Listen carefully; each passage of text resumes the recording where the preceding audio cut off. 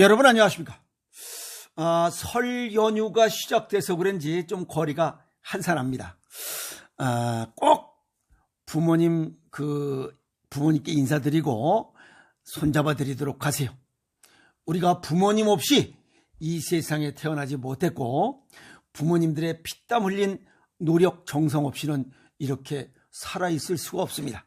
그래서 부모님께 감사하는 마음 꼭 갖도록 당부를 드립니다. 어떤 분이 그런 질문을 하셨어요. 교수님이 생식과 생체식을 그렇게 강조하시고 자연식, 생식과 생체식을 이렇게 말씀하시는데 거기에 들어있는 이 식이섬유, 섬유질에 관한 이야기 그렇게 강조하시는데 그거 이해가 잘 안 된다 이렇게 말씀하시는 거예요. 그거 좀 어떻게 좀 속 시원하게 한번 말씀을 좀 해줄 수 없나요? 라고 하는 질문을 했어요. 어쨌든 제 나름대로 정리를 해드리겠습니다. 살아가면서 섬유질이 많이 필요하다는 건 다 압니다. 그러면 섬유질이 많은 음식이 뭐냐?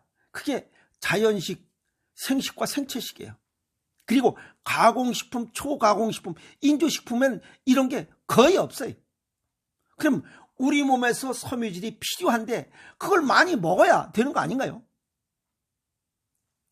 우리가 가끔가다 시리얼이나 아침 식사 대용으로 빵에 들어있는 섬유질 조금 잠자리 눈곱만큼 하고 이 일반 자연식에서 먹는 이 곡물 속에 있는 섬유질하고는 완전 다릅니다.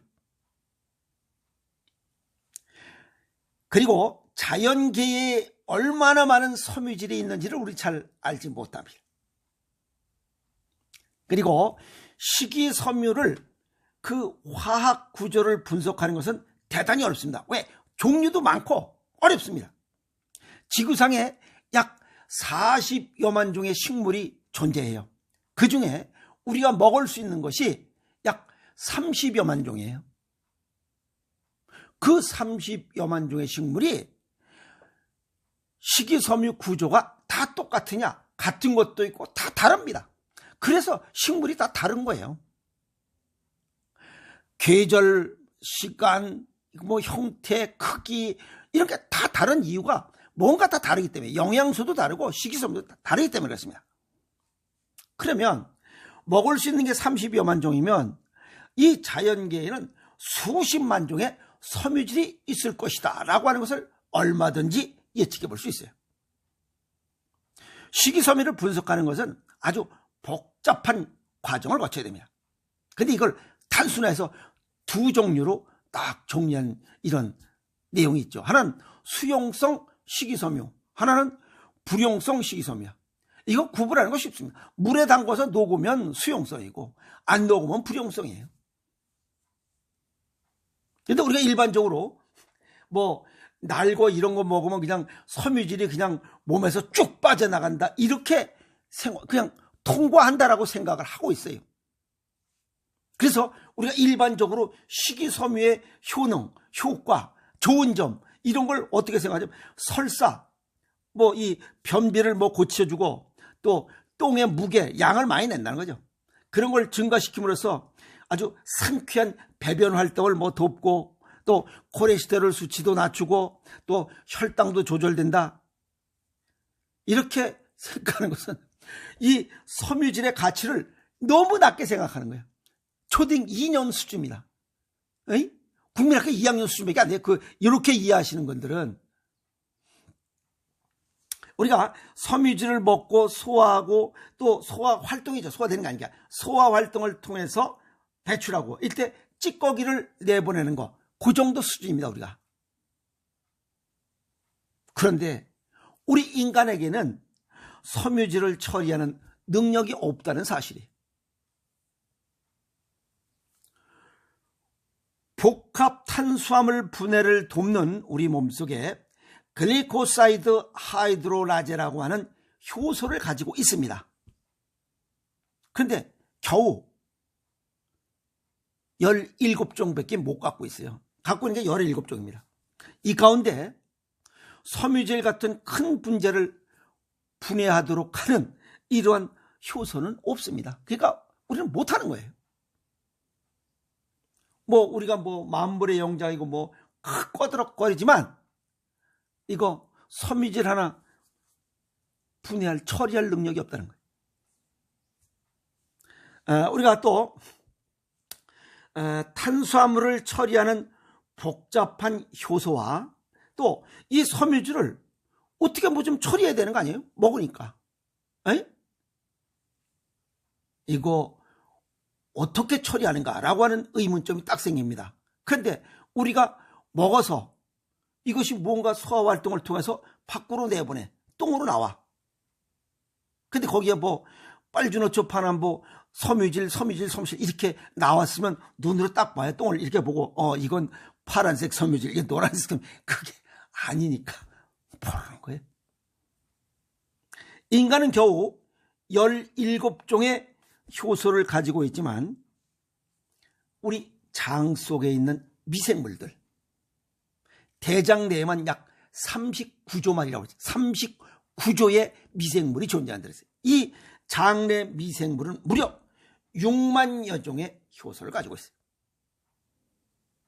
그래서 식용식물이 30여만 종이라면 아마도 이 섬유질의 종류도 수백만 종은 되지 않을까라고 생각이 되지요. 왜? 그들이 다 다른 식이섬유, 섬유질을 갖고 있을 수 있으니까.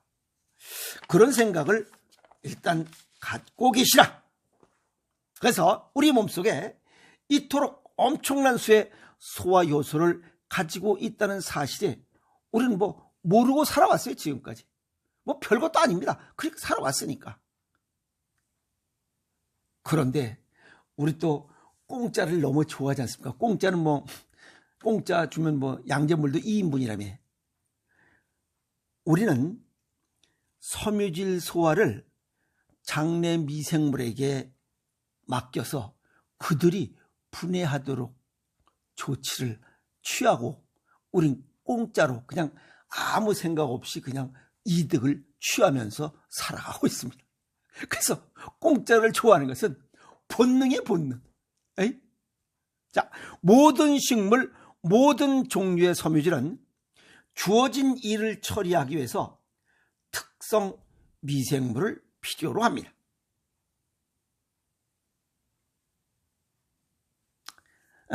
힘든 일이지만 마법 같은 과정이 뒤따릅니다. 우리 지금 가지고 있는 식별된 17종가지고는 섬유질을 분해할 수 없기 때문에 그래요. 그래서 장내 세균에 의해서 섬유질이 분해되면서 자연계에서 가장 치유력이 뛰어난 영양소가 나타납니다. 여기에 중요한 것은 치유력이 뛰어난 영양소가 나타납니다. 그게 짧은 사슬 지방산이라고 합니다. 아마 처음 들어보신 분도 대다수일 겁니다. 장내 유익한 세균은 특정 유형의 섬유질을 강력한 유기물질로 변화시키는 능력이 있다. 이것을 우리는 이 짧은 사슬 지방산이라고 부릅니다. 그래서 약칭해서 영어로 SCFA, Short Chain Fatty Acid.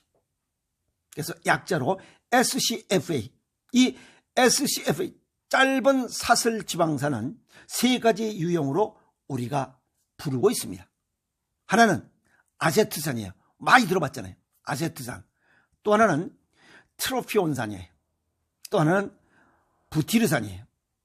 요거 세 개는 왜 다르냐?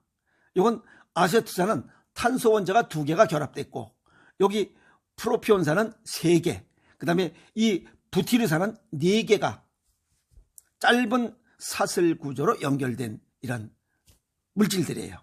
그런데 이 세 가지는 서로 많거나 부족해서는 또 안 돼요. 서로 3개가 적절히 배합 비율을 가져야 됩니다. 근데 이 배합 비율이 깨지는 것이 가공식품과 초가공식품, 식품 첨가물, 각종 약물에 의해서 이게 깨질 수 있다는 겁니다. 그래서 우리가 이 세 가지가 적절히 균형을 유지할 수 있도록 하면서 또 뭐가 좋네 하면서 또 얘기하는 게 있어요. 프리바이오틱스, 또 프로바이오틱스, 포스트바이오틱스라는 용어를 쓰면 야, 그게 뭐 그 유산균 그 야쿠르트 아니야? 이렇게 생각하는데 정확한 정리는 프리바이오틱스는 장내 유익한 이 장내 미생물을 위한 영양분이에요. 미생물의 먹이에요. 프리바이오틱스는. 그 다음에 프로바이오틱스는 이것을 먹는 이 유익한 미생물이에요. 그러니까 프로바이오틱스가 프리바이오틱스를 먹어 제끼는 거야. 무슨 말 이해갔죠? 자, 그 다음에 포스트 바이오틱스가 또 있습니다. 요 포스트 바이오틱스는 장내 미생물에 의해서 생성된 유익한 화합물이야. 즉 프로바이오틱스가 프리바이오틱스 이 영양분 미생물을 위한 먹이를 먹고 새로운 생성 물질을 만들어내는 거, 그게 포스트 바이오틱스입니다. 이제 개념이 정확히 정립이 됐죠. 자, 그러면 이 좋은 프로바이오틱스 이 미생물들이 먹을 먹이가 어디에 있느냐? 그게 섬유질이에요.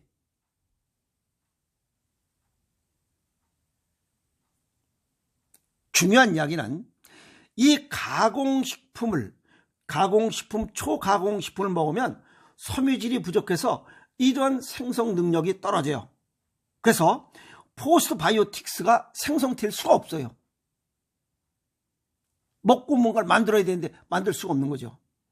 그런데 약 2주 정도 섬유질이 부족한 식단, 즉 가공식품, 초가공식품, 화학약품, 식품 첨가물, 그 다음에 각종 약물, 이런 걸 먹어버리면 미생물의 유익균과 유해균의 비율이 깨져버리는 거야. 물론 산성식품도 깨집니다.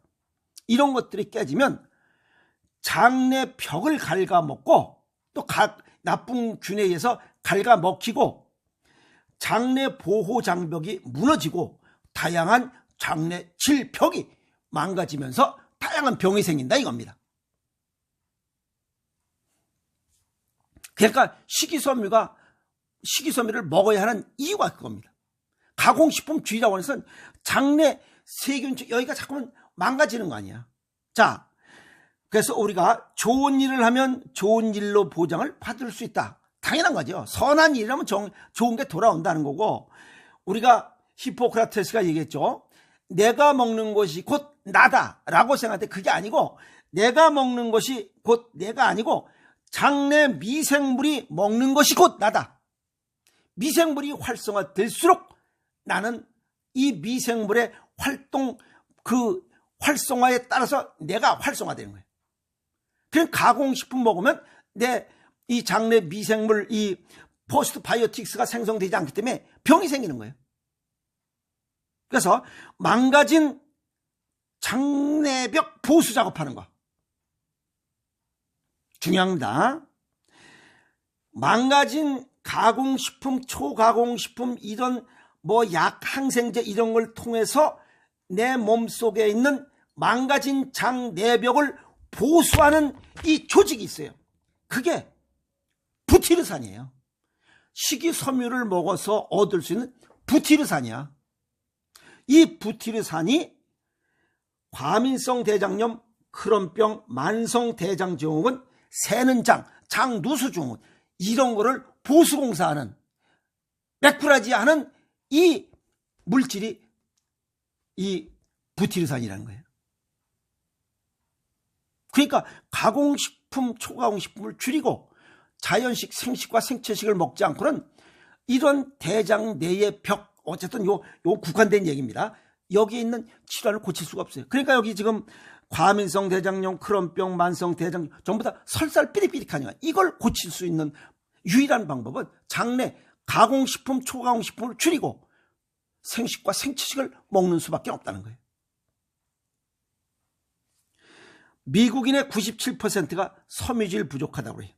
그리고 상위 10가지 사망 원인 중에 6가지 원인이 영양 섭취, 즉 섬유질이 부족하다는 거고, 사망 원인과 관련된 질환 대부분이 장의 디스바이오시스, 요거는 정상을 벗어나 유익균이 줄어들고 유해균이 증가한 상태야.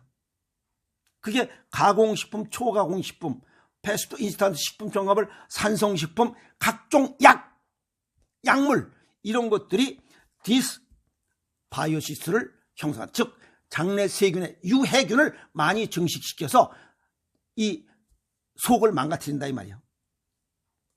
그래서 건강하게 사는 것 중에 하나가 생식과 생채식을 자주 먹어야 하는 이유입니다. 그래서 섬유질이 풍부한 음식을 먹어야 장내 유익균과 유해균의 비율이 약 8대2, 8.5대 1.5 비율을 유지할 때 우리는 건강하게 살 수 있어요.